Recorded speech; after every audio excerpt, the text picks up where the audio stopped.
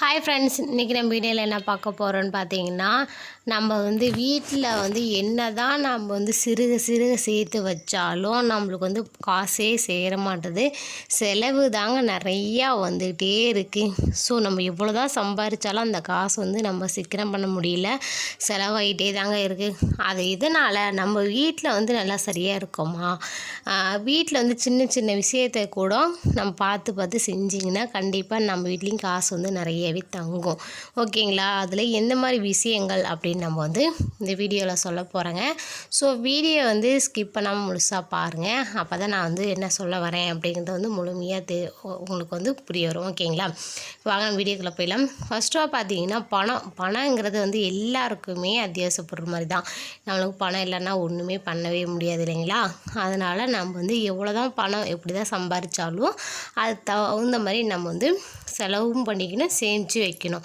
இப்போ வீட்டில் இருக்கக்கூடிய இப்போ தண்ணி டேப்பாக இருக்கட்டுங்க, தண்ணி டேப் கொஞ்சம் கொஞ்சமாக சொட்ட சொட்ட கூட அது வழியே கூட நம்மளுக்கு வேஸ்டேஜ் நிறைய போகுது இல்லைங்களா? ஸோ அதில் கூட நம்மளுக்கு பணம் சேராமல் போகிறதுக்கு ஒரு வாய்ப்புங்க. இந்தமாரி தண்ணி சொட்ட சொட்ட வைக்கக்கூடாது. கம்மி தானே அப்படின்லாம் இல்லைங்க, கம்மியாக இருந்தாலும் கொஞ்சம் கொஞ்சங்கிறதே அதிகமாகிடும். ஓகேங்களா? ஸோ அதனால் தண்ணி டேப்பை நல்லா நம்ம திருவி வச்சுக்கணும். ஓகேங்களா? அடுத்தா பார்த்திங்கன்னா நம்ம வீட்டில் இருக்கக்கூடிய அழுக்கு துணி நிறையவே நம்ம சேர விடவே கூடாதுங்க.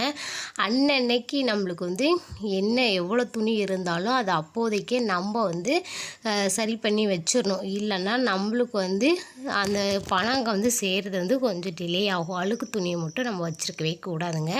அடுத்தா பார்த்திங்கன்னா வீட்டில் இருக்கக்கூடிய ஒட்டனை பார்த்திங்கன்னா சிலந்தி வலையை தான் நம்ம ஒட்டணைன்னு சொல்லுவோம். அந்த வலை நிறைய இடத்துல தொங்கிட்டே இருக்கும்.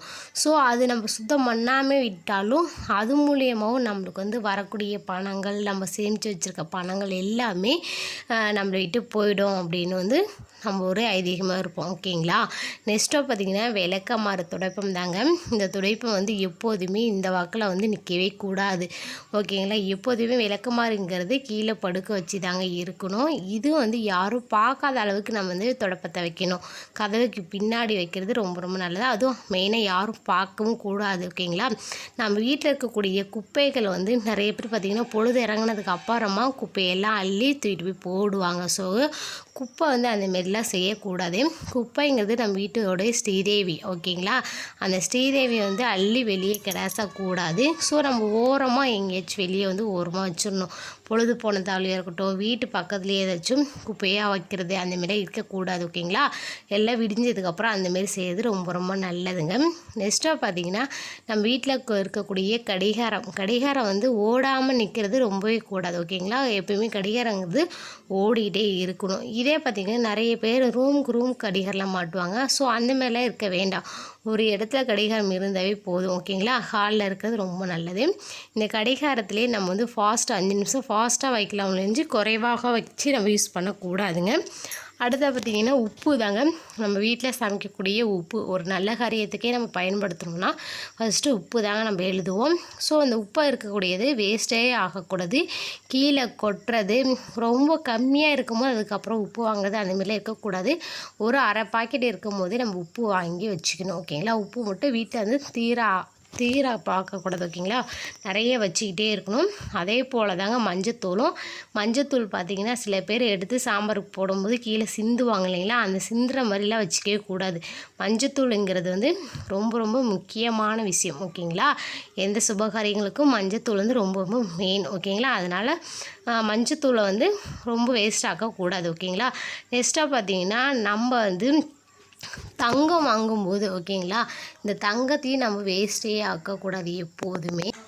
நெக்ஸ்ட்டாக பார்த்திங்கன்னா நம்ம பெட்டில் உட்காந்து காசு பண்ணலாம் எண்ணுவோம் இல்லைங்களா? அந்த மாதிரி நம்ம பழக்கத்தையே வச்சுக்கக்கூடாது.